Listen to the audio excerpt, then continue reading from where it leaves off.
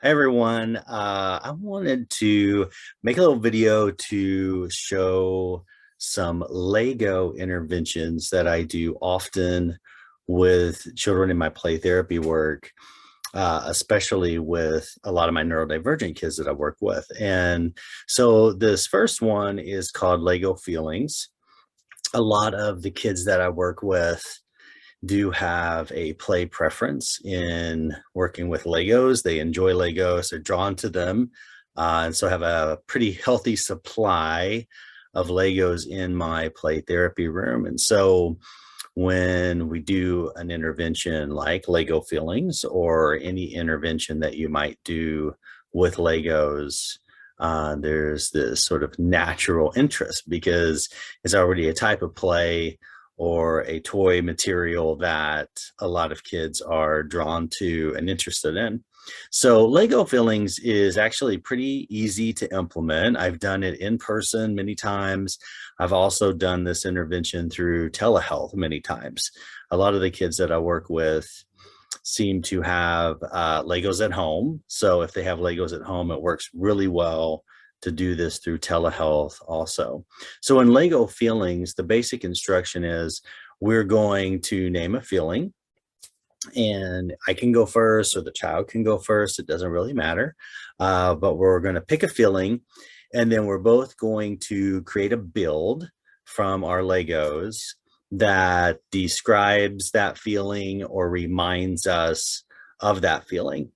I always explain to kids that you can create something very literal, something that actually reminds you of the feeling or that you feel like represents the feeling, that's a real thing, or it can be not a real thing.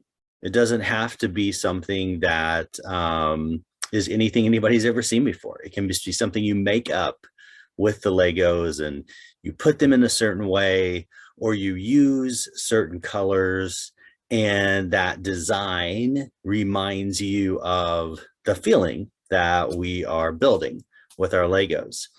So for example, we might pick the feeling of angry, and then we would both go and build something with our Legos that reminds us of or describes angry to us. Then we would come back together and we would show each other what we built, and we would talk about it. This is what it is.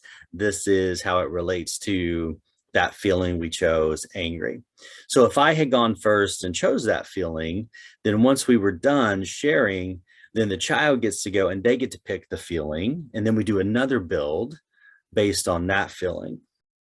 Sometimes I do make it more open where I might say, let's just think of a feeling that we've had recently or that we had today already, and let's do a Lego build on it. So if we give an instruction like that, then we might have a different feeling than the child has. So either way is okay. It just kind of depends on the child that you're working with and what you think would work best for them, what they would understand the best. I have a couple of examples that I will show you. One that I made once, and the feeling was calm and peaceful, which is like one of my all-time favorite emotions and feelings. And so I just kind of looked at my Legos. Usually I build these on the fly. When we pick a feeling, I just kind of go with what comes to me. Sometimes I build something that is actually a real thing, and sometimes it's more abstract. And this was more abstract. I just saw these different yellow and orange colors, and it just really spoke to me in that moment and reminded me of calmness and peace. And I kind of just put them together as like kind of a sunburst, just these different colors coming out, and just kind of reminded me of warmth. And I even kind of put a thing I could hold on the back to kind of put them out like they're coming out in 3D. And so that's pretty much how I described it when I was sharing about the feeling and what I built. And I did this one time with my son, and I was asking him, or we both did, feelings that we like. That was the theme. So pick a feeling that you like and then make a build out of it. And so he built this, which I still have and I kept. So there's a little door here. There's this thing that can move on the top. It's quite interesting. It's got a lot of different parts to it. But the feeling that he picked that he liked was funny, which is very accurate of him. So he built this, and this was the entrance to the comedy club. So here's the door to the comedy club that people can walk in and go in. And that's why it kind of looks kind of wild and interesting. He described it that way.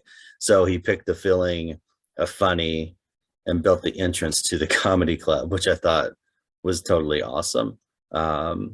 So there are just a couple of examples of builds that have been done that I've held on to. It can go a lot of different ways, and it's really a great way to work with kids who maybe aren't very good at thinking about or recognizing, or certainly maybe not comfortable with talking about their feelings. It's a nice way to kind of introduce, hey, let's introduce just recognizing feelings and being able to talk about them. It's okay. It's actually a nice thing to do. And we can do this in the context of play. And we can do it in the context of something that's comfortable for the child, like Legos, something that they enjoy. So it's called Lego Feelings, and a few different ways you could do here. This is sort of just a guide, the ways that I share, but you may come up even with some other ways that you can do this or expand upon it that would work for your individual clients. So hopefully that's a helpful little play therapy intervention that you can use with your clients. Please subscribe to our channel here. We're always trying to put up new videos and new content, and we love to get subscribers. And you can also connect with me and all things AutPlay on the AutPlay Therapy Facebook page and the Robert Jason Grant EDD Facebook page. So if you have any cool ideas for how to use Legos in your work, just put them in the comment section. Thanks for watching. Bye.